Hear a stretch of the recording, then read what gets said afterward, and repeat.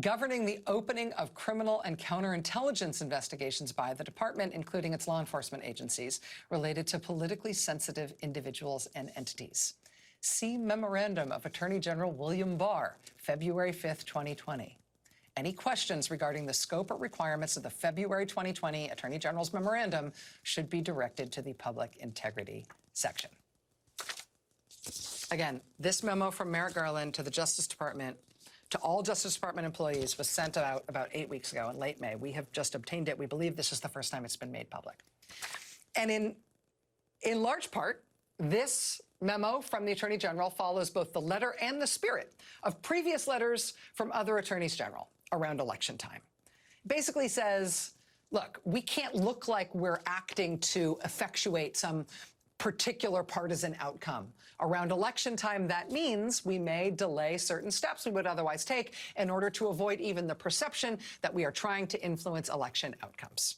We have seen that kind of guidance before from attorneys general of all stripes. That's fine. That's at least non-controversial. But this last part about Bill Barr's instructions from 2020, that's kind of a surprise. February 2020, Trump Attorney General Bill Barr put out new guidance over and above what all attorneys general had previously said.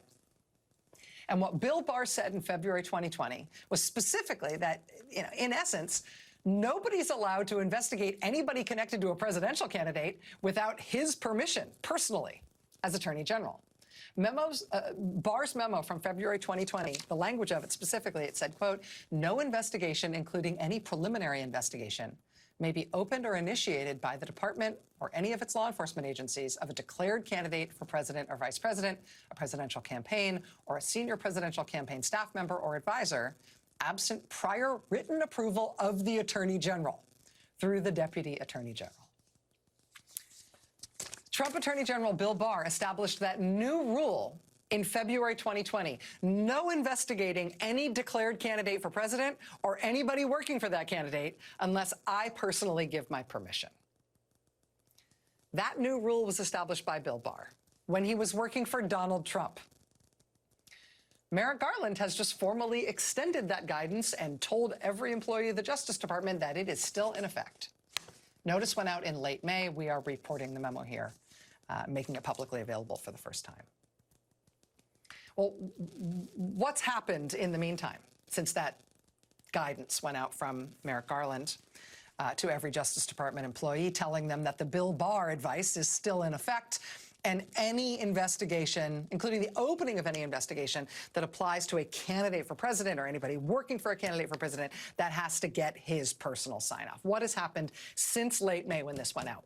Well, former President Donald Trump has had the delightful experience of the January 6th investigation, essentially rolling out a real-time, prime-time criminal referral of him to the Justice Department.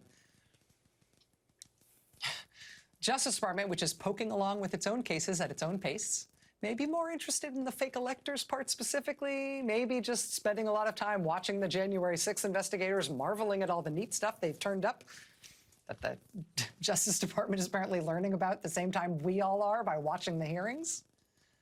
That's happened since this memo went out. And also since this memo went out, Trump has responded to all these revelations about him in January 6th by reportedly moving to speed up his own declaration that he's going to be a candidate for president again. And that, of course, is despite the interests of the Republican Party, which will likely not be helped at all by him telling the country formally that he intends to lead the Republican Party again right before people have to decide this fall whether to put Republicans in power in Congress. It wouldn't be good for the Republican Party if Trump announces he's a candidate for president again before the midterm elections happen. It wouldn't be good for his party, but it would be very much in keeping with his own interest in putting as many roadblocks as possible in the way of any possible prosecution of himself. Jennifer Rubin, writing at the Washington Post today, said the January 6th committee's remarkable success in fact-finding and presenting evidence against Trump leaves the Justice Department on the defense and scrambling to staff up. The department now faces the prospect that Trump will announce his presidential run in the fall, which the former president